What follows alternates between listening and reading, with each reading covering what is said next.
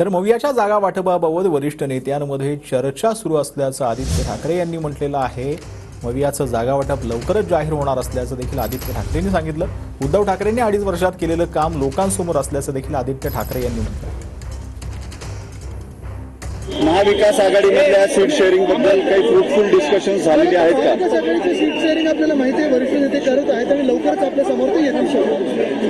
मला वाटतं आपल्याला सर्वांना माहिती आहे, उद्धव साहेबांनी 2-2.5 वर्ष जे केलेलं काम आहे ते लोकांसमोर आहे। बाकी महाराष्ट्राची जनता ठरवेल। आम्ही ही निवडणूक स्वतःसाठी लढत नाही ना कुठच्या पदासाठी लढत आहोत, ही निवडणूक महाराष्ट्राच्या स्वाभिमानासाठी लढत। मुख्यमंत्री पदाचा मुद्दा जो सातत्याने चर्चेत आला, शिवसेनेनं अॅग्रेसिव्ह स्टँड घेतलेला होता, मात्र काँग्रेस आणि राष्ट्रवादीकडून तशा पद्धतीचा प्रतिसाद मिळालेला नाही।